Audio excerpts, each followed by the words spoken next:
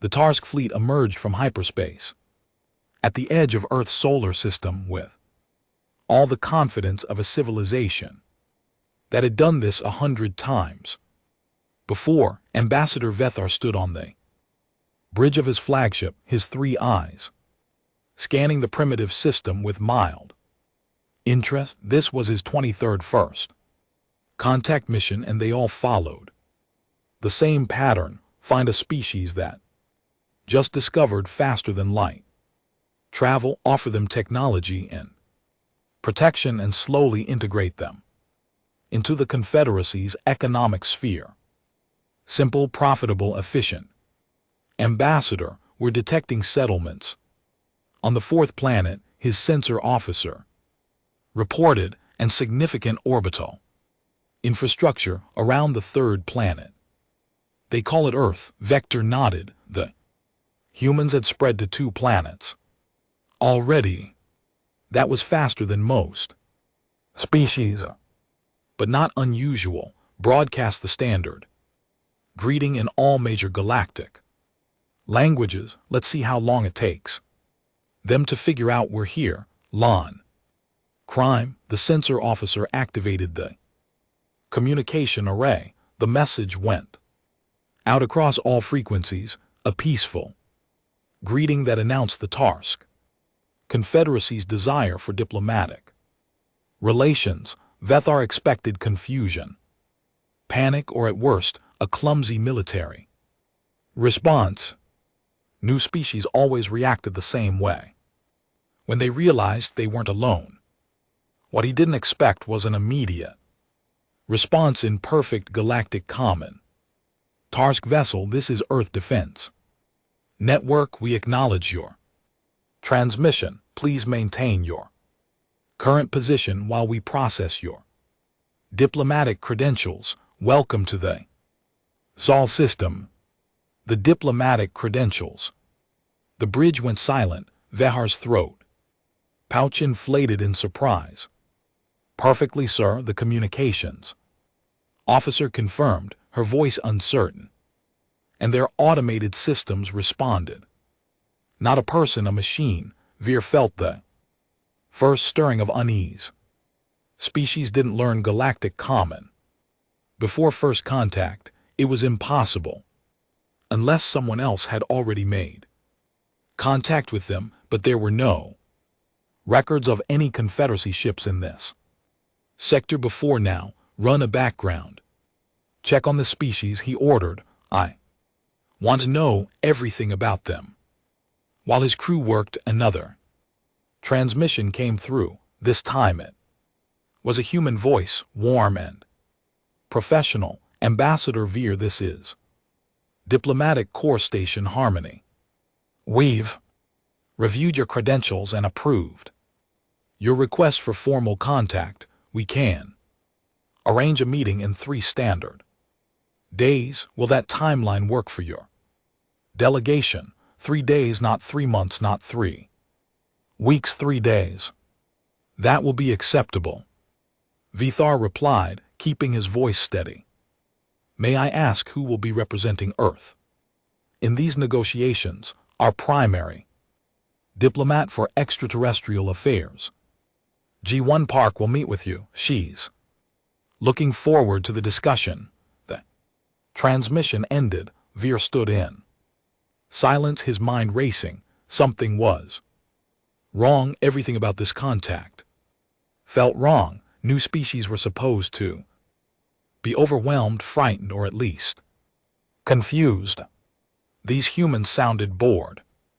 Sir, I have the preliminary data on humanity, his intelligence officer said, pulling up holographic displays. They achieved nuclear capability approximately 80 years ago. They have settlements on 2 planets and various moons. Their technology level is consistent with a level 3 civilization, which matches our initial assessment. Then how do they speak galactic common?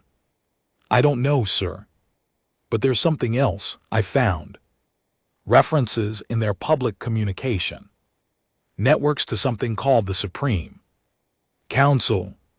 It appears multiple times in classified government channels, but I can't access detailed information. Victor waved a dismissive hand. Every primitive species has a council or parliament or senate. It's just their government structure. Perhaps, sir, but the context seems different. When humans mention their government, they say the United Earth Government. When they mention the Supreme Council, they use different language, more formal, almost reverent superstition. Then VAR concluded, some religious body they respect. It doesn't matter. What matters is bringing them into the confederacies fold before the Century or the Korvax. Find them. Over the next 3 days, the Tarsk fleet moved deeper into the solar system. Vector watched with growing confusion as they passed automated defense platforms that use technology he recognized, not human technology. These were quantum displacement sensors, the kind the Confederacy had only developed 50 years ago. How did a level 3 civilization build them? His crew detected more anomalies, energy signatures near Jupiter that made no sense, strange quantum fluctuations near a moon called Titan, and everywhere they looked there were human ships going about their business with complete indifference to the alien fleet in their system. They're not even curious. His second-in-command observed, look at them. They see our ships and just continue with their trade routes. It was true. The human vessels acknowledged the Tarsk fleet with polite identification signals, then went right back to work as if alien visitors were completely normal. On the 3rd day, they approached Diplomatic Corps Station Harmony. The station was elegant, modern, and surprisingly well defended. Veer noted the weapon systems with approval. At least the humans understood the galaxy could be dangerous. Station's docking procedures were flawless, professional, the kind of efficiency that came from years of practice, not 3 days of rushed preparation. When Vethar and his delegation entered the meeting chamber, they found a human woman waiting for them. She was small by Tarsk standards, with dark hair pulled back in a simple style. She wore formal clothing in shades of blue and offered a genuine smile. Ambassador Veer, welcome. I'm G1 Park. Please have a seat. Can we offer you refreshments? The meeting chamber was comfortable with seats adjusted for Tarsk physiology. Someone had done their research. The refreshments included drinks from the Tarsk home world, which should have been impossible. How did they know what his species drank? Thank you for your hospitality, Vethar said carefully, settling into his seat. His delegation arranged themselves around him. I must admit, this is the most prepared first contact I've ever experienced. Juan's smile widened. We try to be good hosts. I understand you'd like to discuss diplomatic relations. Yes, the Tarsk Confederacy extends an offer of friendship to all emerging species. We can provide technology, trade agreements, and protection as you venture into the wider galaxy. That's very generous, Juan said, though we do have some existing arrangements that might complicate things. Could you be more specific about what kind of technology you're offering? Vector launched into his standard presentation. Improved engines, better weapons, medical advances, agricultural innovations, the things that new species always wanted desperately. But as he spoke, he noticed Juan's expression.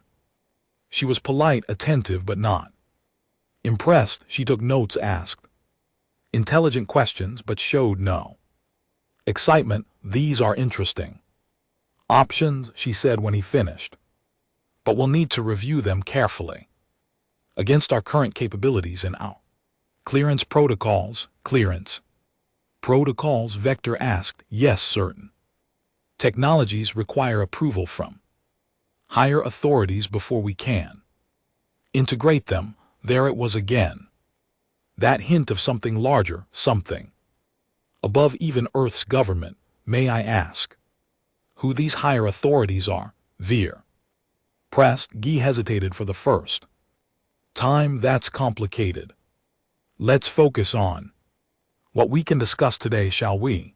The meeting continued for 2 hours. By the end, Veer felt more confused than when he started. The humans were friendly, professional, and completely unimpressed by everything he offered. They treated the Tarsk Confederacy like just another trading partner, not the benevolent superior civilization he'd presented. As the meeting concluded, Jai stood and extended her hand in the human gesture of farewell. Thank you for coming, Ambassador. We'll review your proposals and respond within the week. Thank you, Var replied, shaking her hand, though I hope you understand the galaxy can be dangerous for species without powerful allies. Something flickered across Juan's face. We're an LT Uncan GT, aware, she said softly.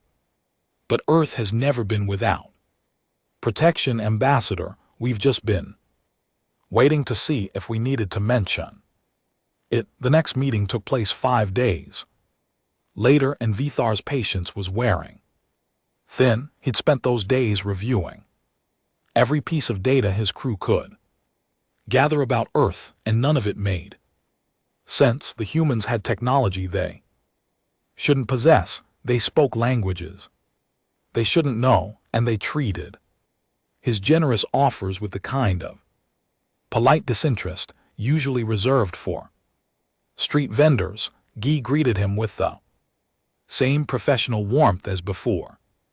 She'd reviewed the Tarsk proposals and had questions, lots of questions, technical questions that showed a deep understanding of the technology he'd offered, questions that suggested Earth already had equivalent or better versions of most of it. Your medical nanites are impressive, G1 said, scrolling through data on her tablet, but we've been using similar technology for cellular repair for about 15 years now. Do you have anything that works on a quantum level?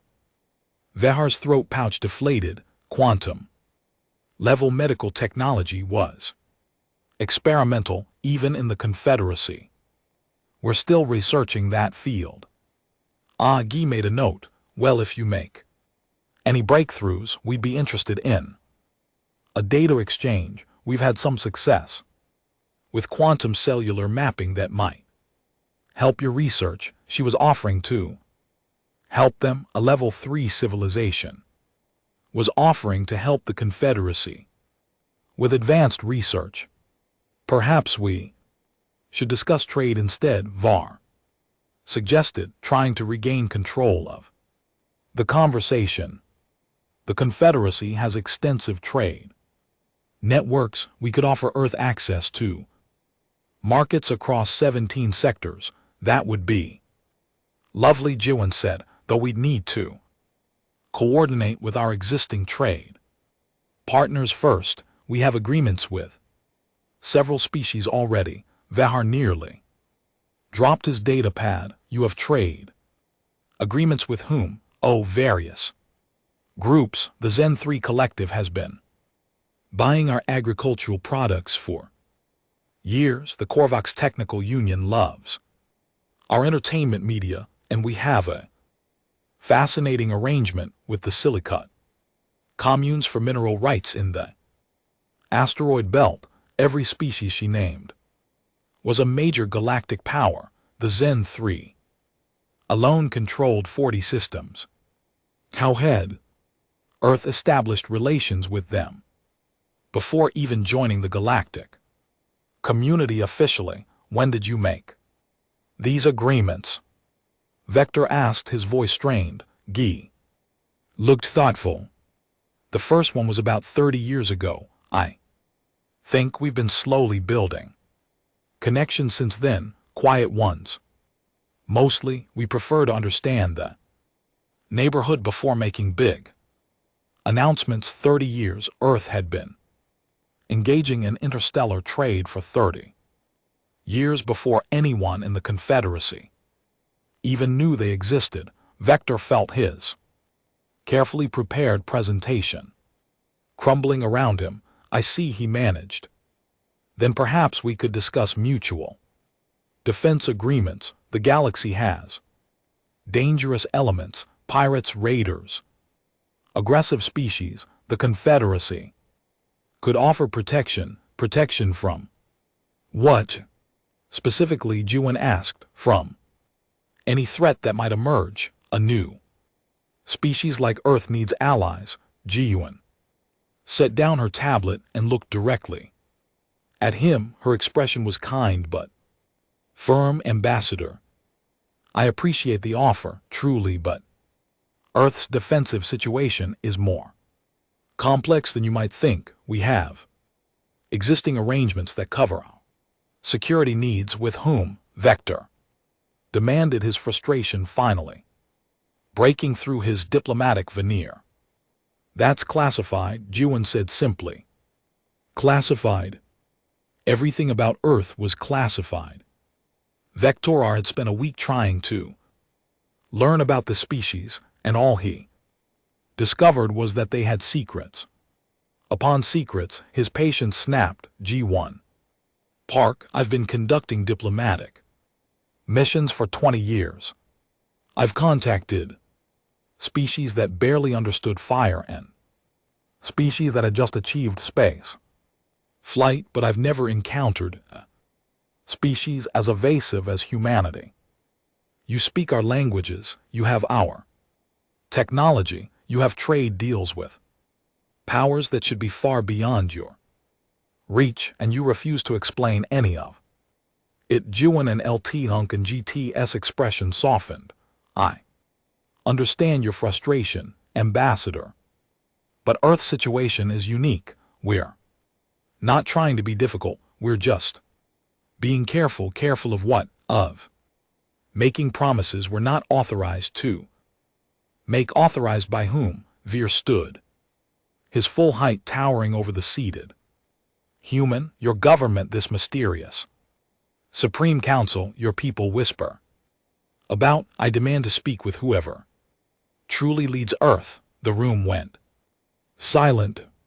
Juan's face lost all its warmth. She stood slowly, her expression shifting from diplomatic professionalism to genuine concern. Ambassador, please sit down. You don't want to do this. I absolutely want to do this, Veer said. I came here to offer friendship, and I've been given nothing but evasions and half-truths. If your government doesn't have the authority to negotiate, then connect me with whoever does immediately. Vector, G1 said, using his name without his title for the first time. Listen to me very carefully. You don't understand what you're asking for. Then explain it to me. I can't, but I'm begging you to withdraw your request. Vahar felt something cold settle in his stomach. G1 looked frightened, actually frightened, but not of him, of something else.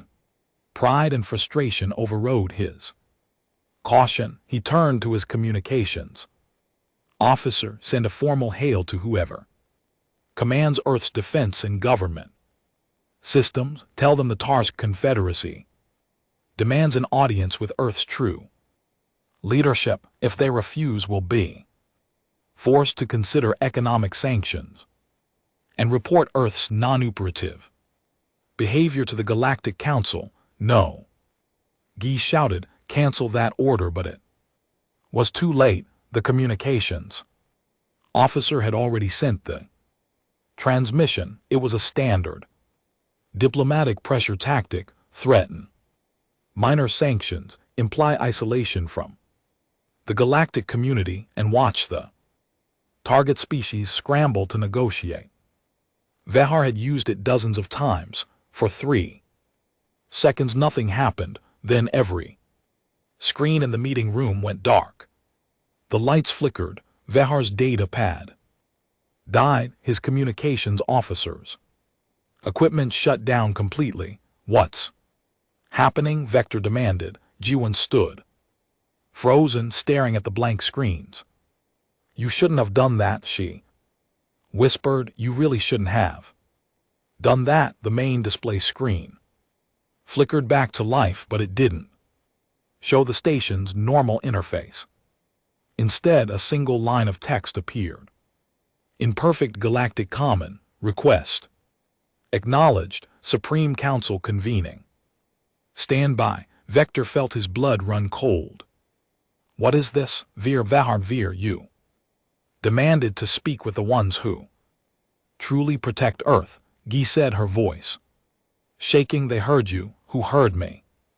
Your government, Jiwon laughed, a sound somewhere between hysteria and resignation. The government ambassador. The United Earth government has jurisdiction over human affairs. They manage our cities, our laws, our economy. But they don't protect Earth. They never have. Then who does? Before G1 could answer, every sensor on the Tarsk flagship began screaming alerts. Vector's wrist communicator activated with an emergency signal from his ship. Ambassador, you need to see this. His captain's voice was tight with panic. Something's activating all across this system.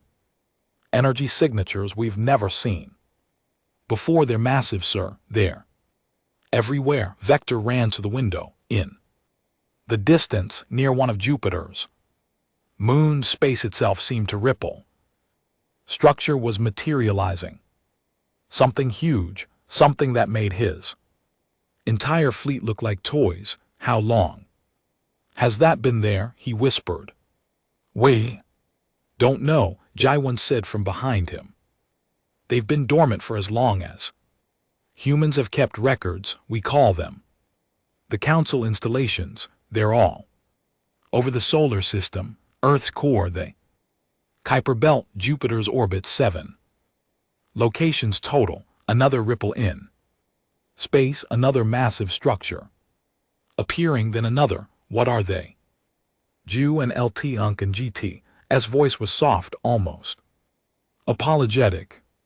There, what happens when you demand to speak with Earth's protectors?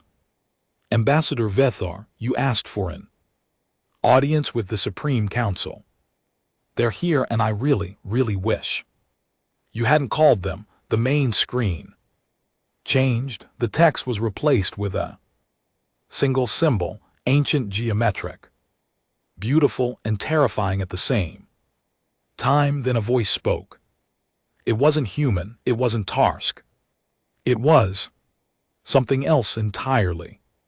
Something old beyond measure. You requested council intervention. State your grievance. Vector couldn't speak.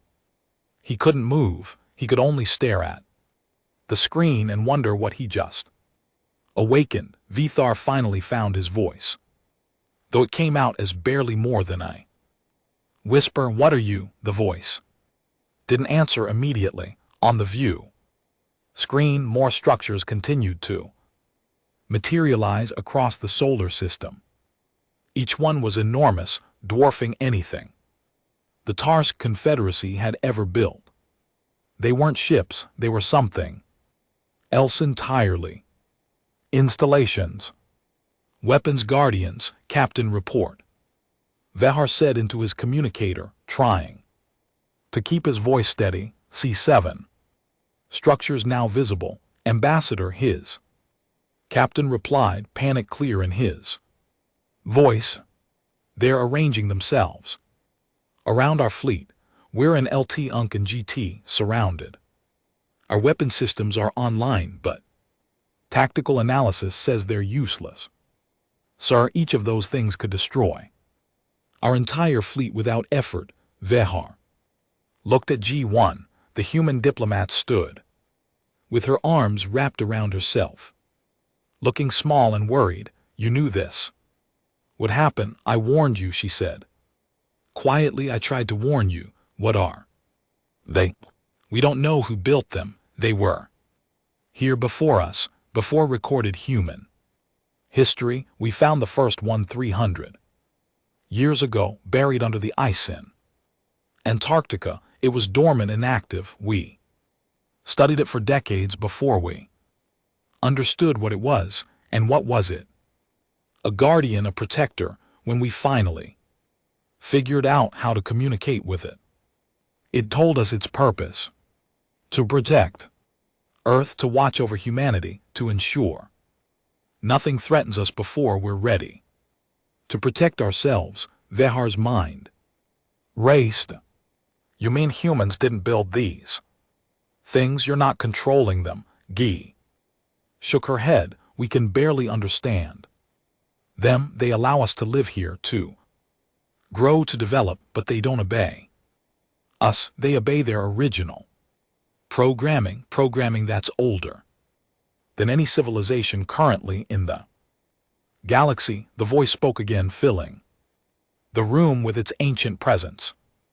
Ambassador Vethar of the Tarsk Confederacy, you sent a formal hail, demanding audience with Earth's true leadership. You threatened sanctions against this world. You implied force.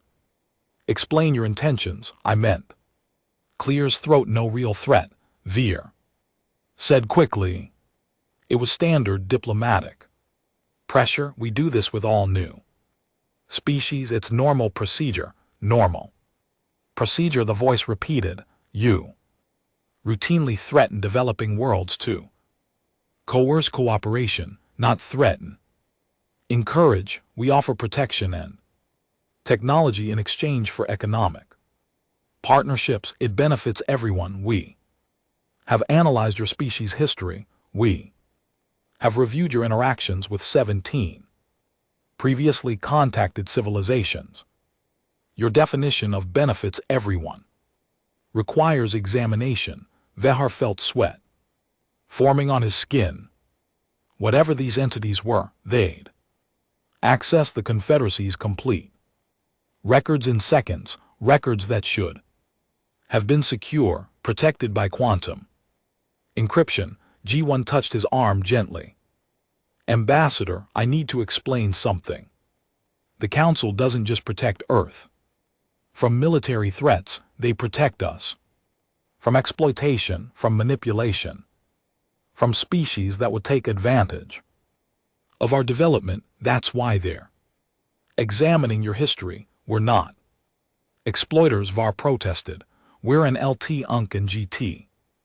Peaceful traitors. Then you have nothing to worry about, Jaiwan said, but she didn't sound convinced. Vector turned to his intelligence officer. Access the Galactic Historical Database. Search for any records of these entities. Cross reference with precursor artifacts.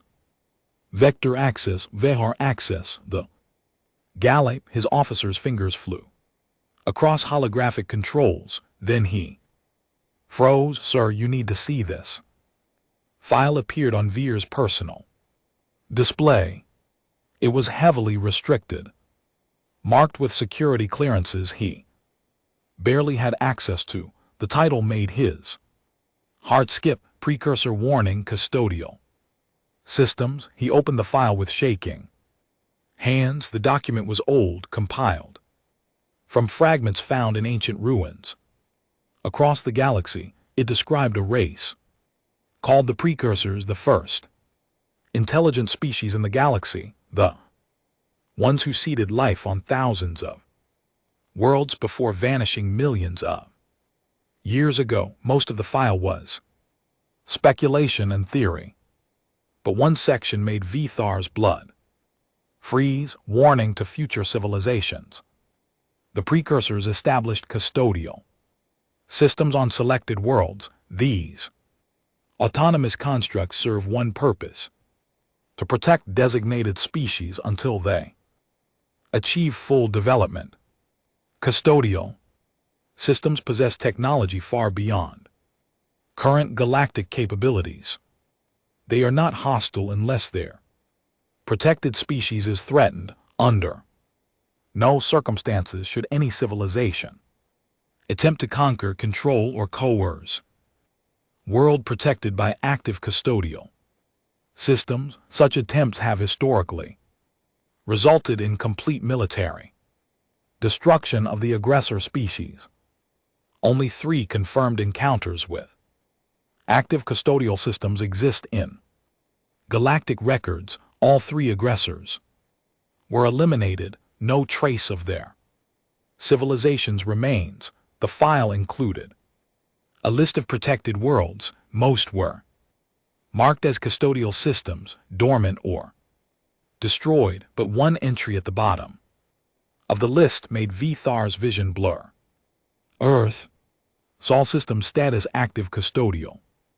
Designation: Supreme Council. Last verified contact 47,832 years ago. Threat level assessment. Terminal recommendation: complete avoidance. Their precursor technology. Vthar whispered, "You're not just protected, you're one of the chosen worlds." Gi-1 nodded slowly. "We didn't choose this, we didn't ask for it. Our ancestors evolved on a world that the precursors decided was worth protecting. When humans were still learning to make fire, these guardians were already here watching over us. We grew up in their shadow." "But you're so normal," Var said helplessly. "Your technology, your society, you're level 3, you shouldn't be special." "We're not special," G1 replied. "That's the point. The Council doesn't make us powerful.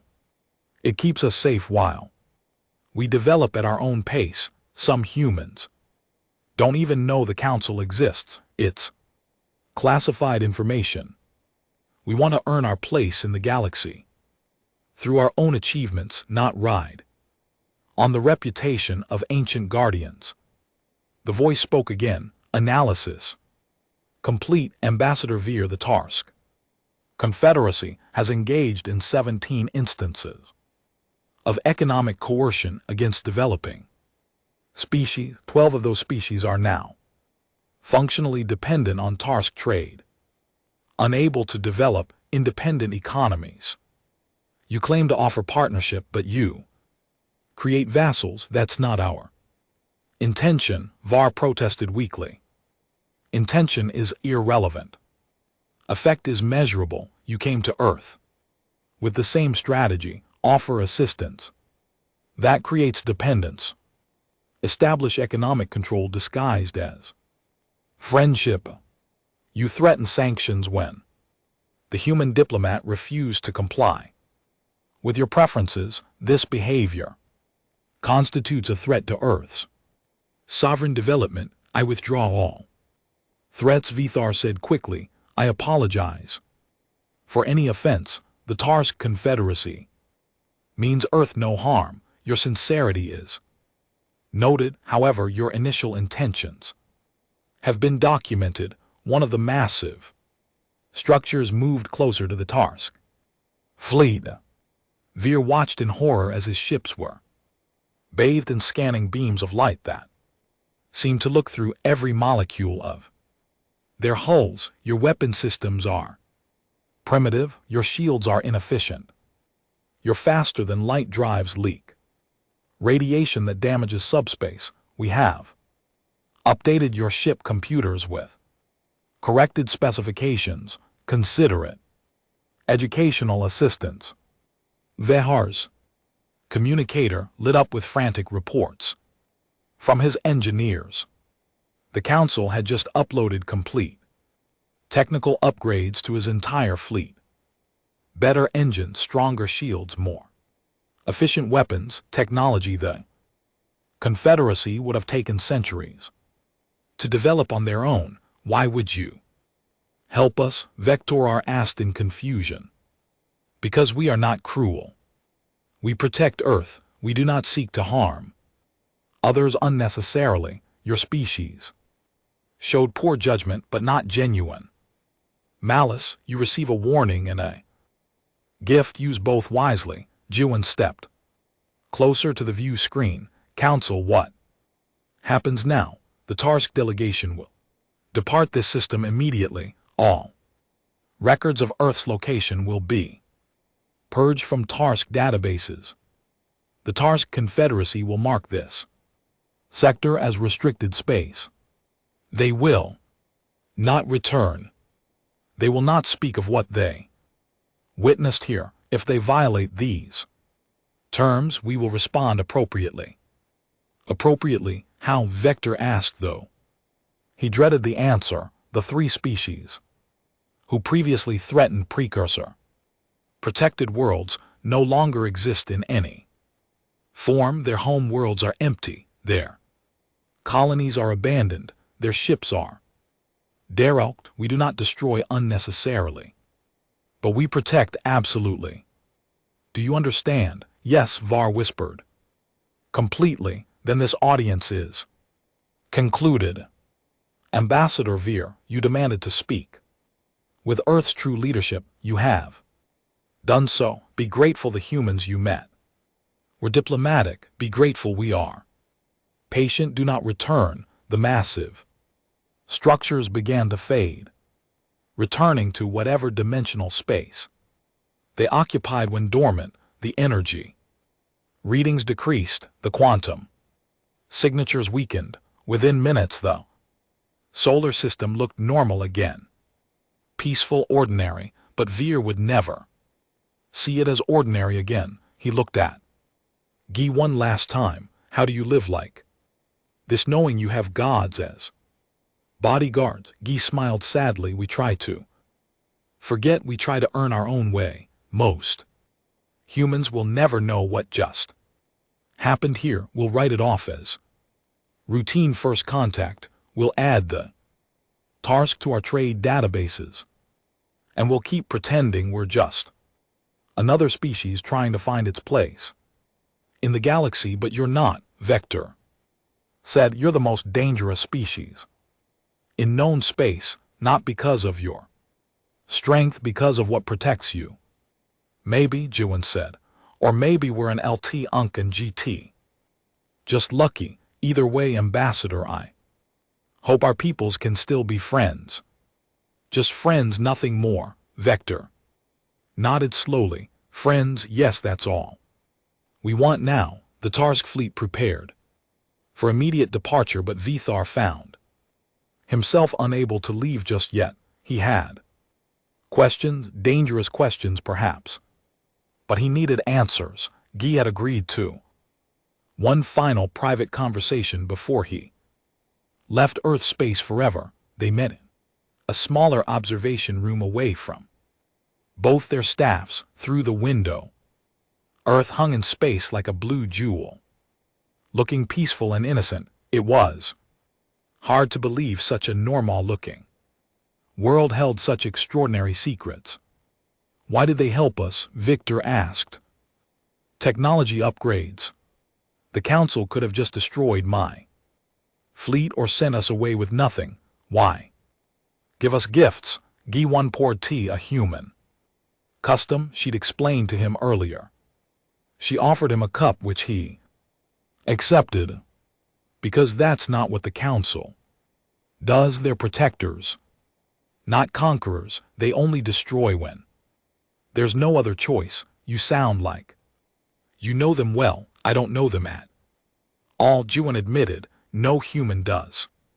They've been dormant for most of human history. They wake up maybe once every few centuries, handle whatever crisis triggered their activation, then go back to sleep. This is only the fourth time they've activated in recorded history. What were the other 3 times? Jiwon's expression darkened. 12,000 years ago, a species called the Rathner tried to invade Earth. They were slavers looking for primitive humans to capture. The council destroyed their entire fleet in 17 seconds, 8,000 years ago. An asteroid was on a collision course with Earth. The council moved it, just reached out and moved it like it was nothing. 3,000 years ago, a plague started spreading through early human civilizations. The council released a counter agent that cured it overnight, and humans knew about this. Vekar asked, not really. The asteroid event became mythology, gods moving the heavens. The plague cure became stories of divine intervention. Only in the last few centuries did we develop technology good enough to find actual evidence. We discovered the first council installation, started piecing together the truth. The government created a classified project to study them. Can you communicate with them? Barely. They respond to direct threats and specific requests, but they don't chat. They don't explain themselves beyond the basics. We know they're artificial intelligence constructs created by the precursors. We know their core programming is to protect Earth and guide human development.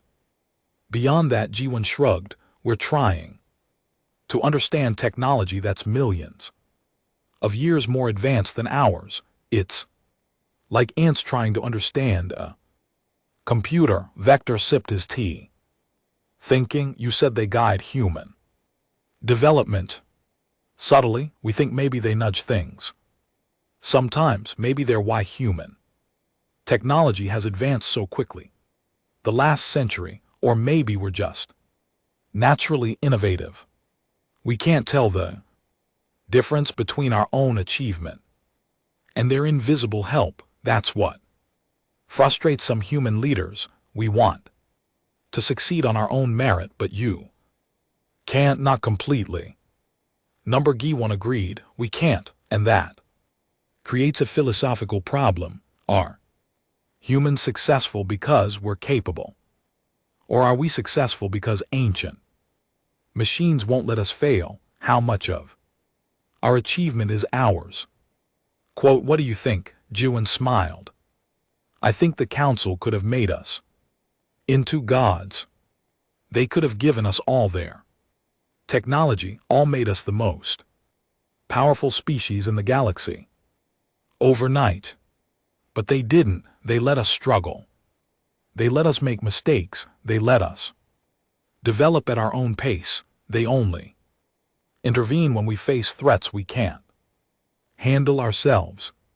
That suggests they want us to earn our success, not inherit it. Quote, so humans really don't control them? God, no. If humans controlled the council, we'd be a terrifying empire by now. Someone would have tried to use them for conquest or domination, but the council doesn't obey us. They tolerate us, they protect us, but they make their own decisions based on their own programming. We're not their masters, we're their responsibility. They're masters on the masters, we're their responsibility. Vehar felt a strange sense of relief at that. The idea of humans controlling precursor weapons had been terrifying. Knowing the weapons controlled themselves was somehow less frightening. At least machines followed logical rules. What happens now? He asked. To my people, to the Confederacy. The council gave you terms. Follow them and nothing happens. You get to keep the technology upgrades. You go home. You never come back here. You never tell anyone what you saw. You mark Earth sector as restricted and move on with your lives. And if we break those terms, then the council will respond. I don't know exactly what that means, but based on the historical records, I don't want to find out. The three species that no longer exist, Vithar said Quietly, were they really completely destroyed? Jiwan nodded. According to what little information survives, yes. The Council eliminated every trace of them, ships, colonies, home worlds gone. As a warning to others, as proof that precursor protected worlds were not to be touched. That's genocide. That's protection taken to its absolute extreme. G1 corrected the Council's programming doesn't include mercy for genuine threats. It includes mercy for mistakes, for accidental aggression, for misunderstandings. That's why you're still alive. You made a mistake. You didn't understand what Earth was, but you also didn't arrive with an invasion fleet. You didn't attack us. You were just pushy and arrogant. Vector laughed. Despite himself pushy and arrogant, that's a fair assessment. The Council judged your intentions, not just your actions. It determined you were ignorant, not evil. That saved you. What if we'd been evil? Jiwan's expression went cold. Then we wouldn't be having this conversation. Your fleet would be dust, and the Tarsk Confederacy would have a very bad day. When the Council showed up at your home world to ensure Earth never faced threats from your people again, the casual way she said it sent chills down Var's spine. You speak of extinction so calmly because it's not my choice. It's not humanity's choice. We just try to be worthy of the protection we never asked for. Are you worthy? Guy considered the question seriously. I don't know. We're violent sometimes. We make mistakes. We hurt each other. We damage our own planet. We're not perfect, but we're trying to be better. We're trying to grow. Maybe that's enough for the Council. Maybe that's all they want to see, a species that's trying. Vector stood and walked to the window. Earth really was beautiful. And now he understood why it had been chosen by the precursors all those millions of years ago. Something about this world was special, something worth protecting. Across eons, I have one more question. He said, the trade agreements you mentioned with the Zen 3, the Korvoks. Others, they know about the Council. Don't they? Some of them suspect. Smart ones figured it out after their first visit. They noticed the anomalies, did their research, and decided to play it safe. They trade with us as equals because they don't want to risk finding out what happens if they don't. And the species that don't know, we don't tell them. We let them think we're normal. It's easier that way, less complicated. We want genuine relationships with other species, not relationships based on fear of our guardians. Your worried people will only be nice to you because they're afraid. Wouldn't you be? Jiwan asked. Imagine if every friendship you had was based on people being scared of your family. That's not real friendship. That's just fear wearing a friendly mask. So we keep the Council secret when we can. We only reveal them when someone forces the issue, like you did. Vehar felt a pang of guilt. I'm sorry. I was arrogant. I thought I understood the galaxy. I thought I'd seen everything. I thought I'd seen everything. You're not the first, Ji-Yuan said kindly. And you won't be the last. Every few decades, some species discovers us and thinks they can push us around. The Council wakes up, sets them straight, then goes back to sleep. It's almost routine now. How do humans feel about that? About being the species everyone learns not to mess with. G1 side, mixed feelings. Some people are proud, some are embarrassed, some are angry that we didn't earn our reputation through our own strength. Some think we should use the Council more actively, make demands, force other species to respect us. But Most of us just want to live our lives. We want to explore space, make friends, learn new things. The council is like having a very powerful parent. Comforting but also frustrating because it means we're never really independent. Will you ever be independent? Maybe. Someday if we survive long enough to become truly advanced. Maybe the council will decide we're ready and shut down. Maybe that's the plan, protect us until we can protect ourselves, then step aside, but that's probably centuries away. For now we're still the protected children of extinct gods. Vehar finished his tea and set the cup down carefully. Thank you for explaining all this, for being patient with me, even after I nearly got my entire species erased from history. You're welcome, an ambassador. For what it's worth, I hope the Tarsk Confederacy learns from this. Maybe examine how you treat other species. Maybe build real partnerships instead of dependencies. You have better technology now, use it to help others, not control them. I'll recommend it to my superiors. I don't know if they'll listen. Then I hope for your sake they do, because the galaxy is full of protected worlds.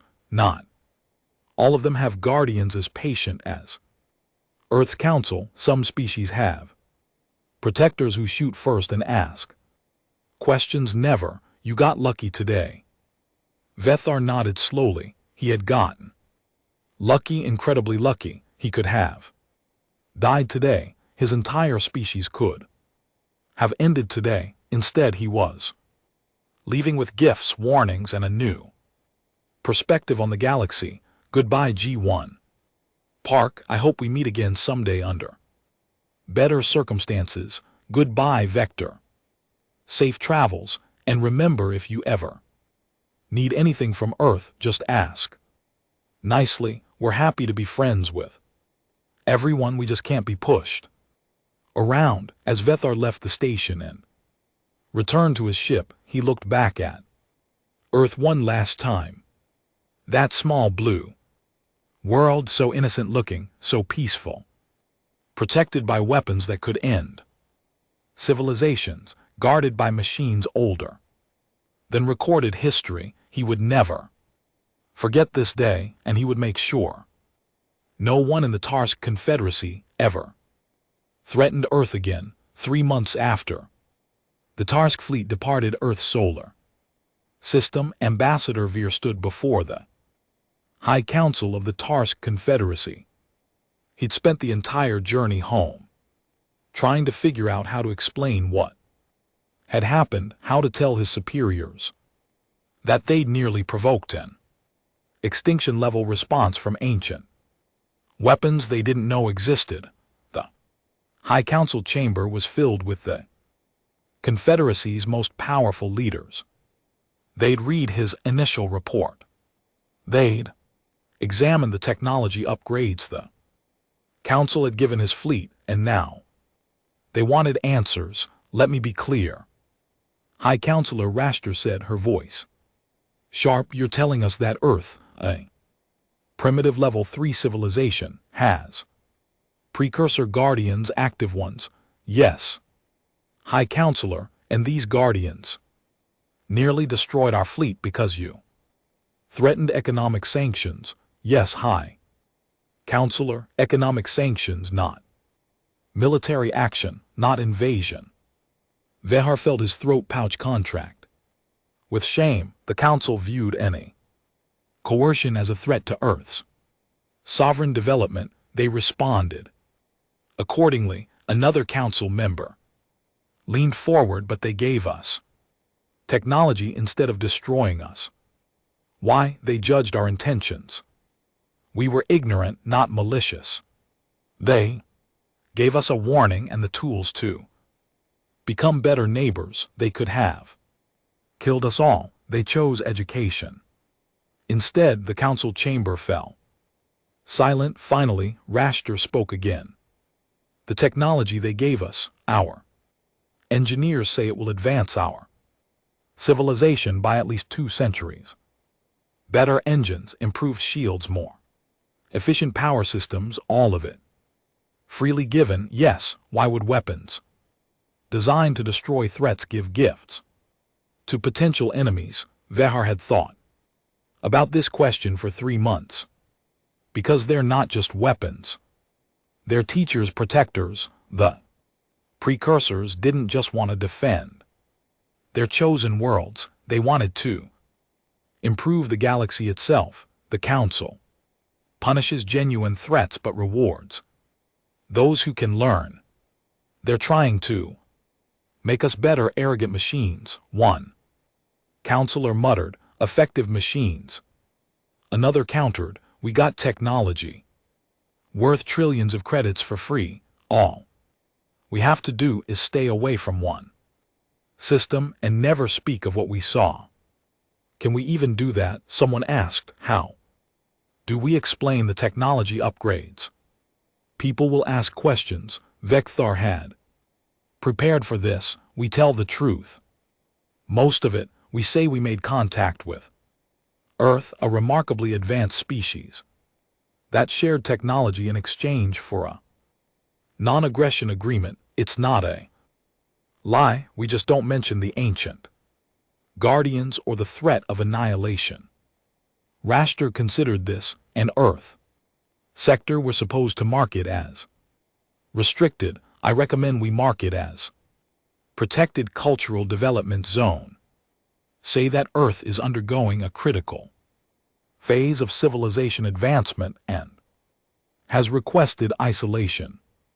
Other species will respect that, and we won't have to explain why we're really avoiding them. The Council debated for hours. Some wanted to share the information about Earth's council with the entire galaxy.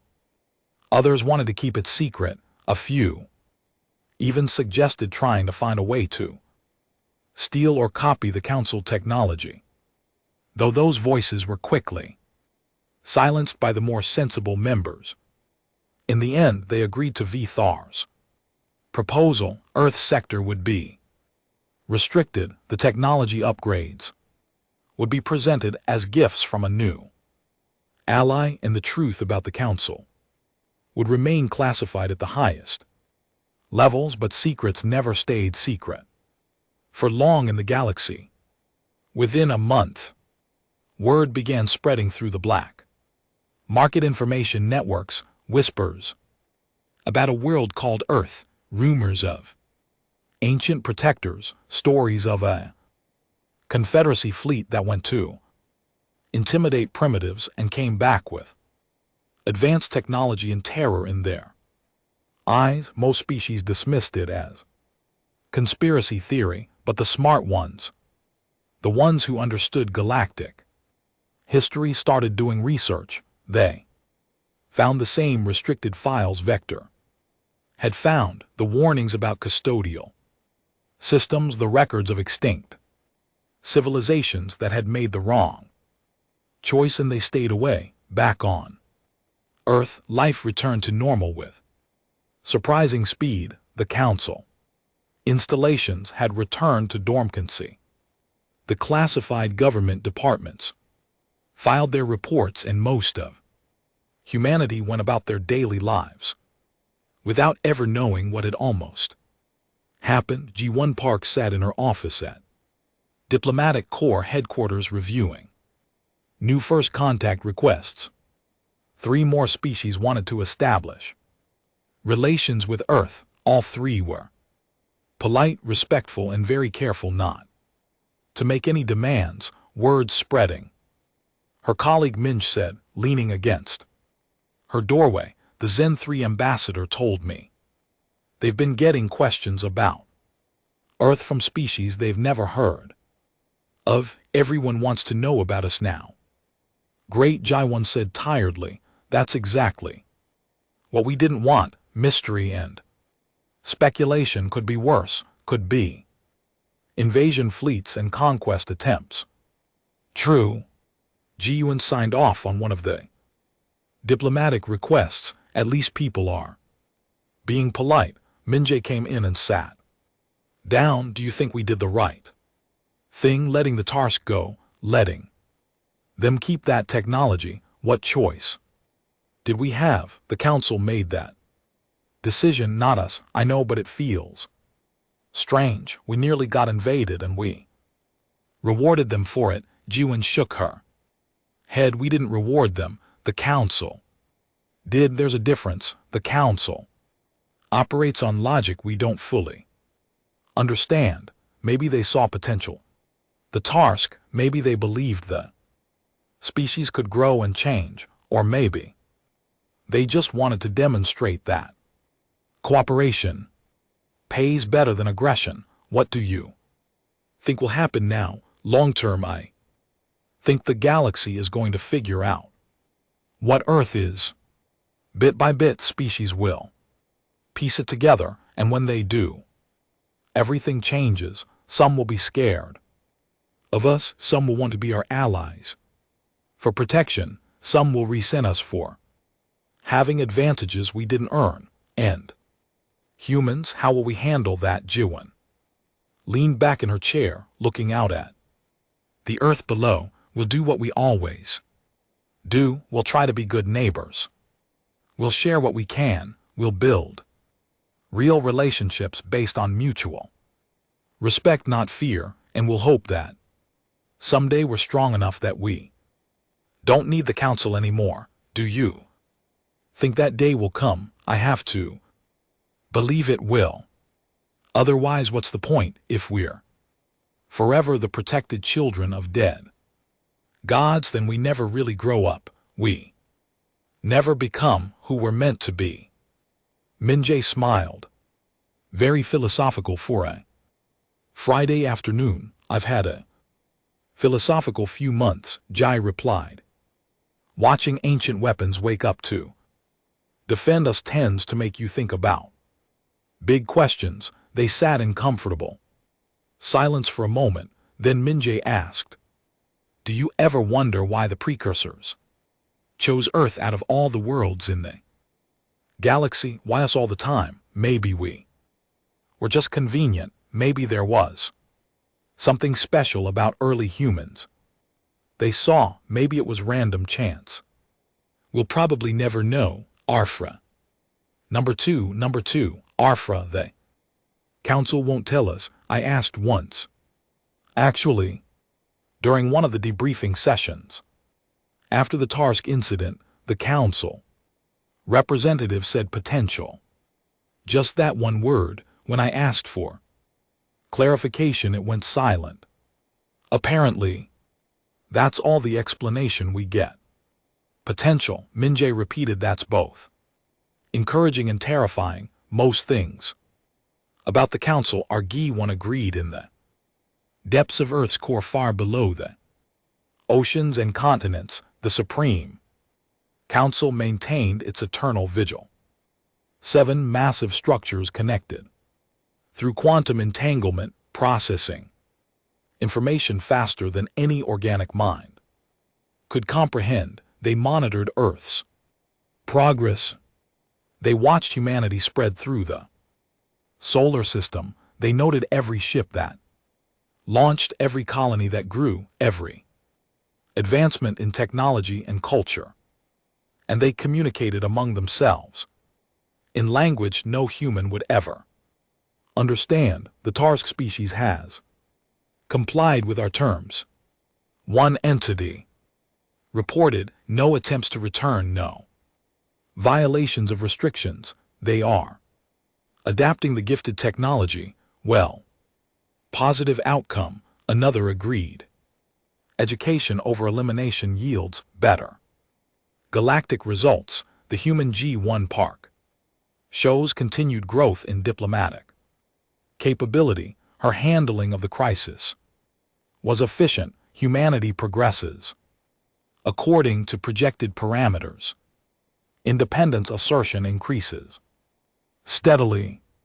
This is optimal. Query timeline to full autonomous capability. Estimate 2 to 4 centuries at current development rate, potentially faster if unexpected Catalyst occurs when humans no longer require protection. What is our function unknown? Precursor programming contains contingencies for guardian retirement. We may remain as advisors. We may deactivate permanently. We may receive new directives. The precursors anticipated this stage but provided multiple possible paths. Do we wish to deactivate? Long silence and unusual pause for entities that normally process thoughts in nankons. We have no wishes, we have directives, but if we could choose, observation of humanity's continued development would be valuable. They are unpredictable, creative, potentially significant. Agreed, they justify the precursors. Faith, then we continue until they no longer need us. Affirmative, we protect. We guide, we wait. The council settled back into dormancy, ready to wake at the first sign of danger, but content to sleep while humanity charted its own course. Above in Juan's office, an alert chimed. Another first contact request. This one from a species called the Corvath Dominion. They wanted to discuss mutual defense agreements. G1 smiled and opened the file. The galaxy was slowly learning what Earth was. Some would be friends, some would be cautious, some would keep their distance, but all of them would know one simple truth: Earth was not to be threatened, not because humans were the strongest species in the galaxy, not because they had the best weapons or the largest fleet, but because some things were protected by forces older than stars. Some things were worth guarding across millions of years, and some species, for reasons known only to extinct gods, were given a chance to grow without interference. Humanity had been given that chance. They didn't ask for it. They didn't always want it, but they had it nonetheless, and they were determined to prove they deserved it. Guy began composing her response to the Corvath Dominion, professional, friendly, careful not to promise anything the council wouldn't approve. It was a delicate balance, living under the shadow of ancient protectors while trying to stand on your own, but humans were good at balance. They'd been walking that line since they first learned to stand upright, and they'd keep walking it until the day they could finally stand alone, without guardians, without protection, without the shadow of the precursors looming over them. That day would come. Until then, humanity would keep growing, keep learning, keep reaching for the stars, and the council would watch, silent and eternal, waiting for the moment when their protection was no longer needed, when the children finally became adults, when the guarded became the guardians. That would be the day the precursors' greatest experiment succeeded. That would be the day Earth truly joined the galaxy as an equal, and the council would finally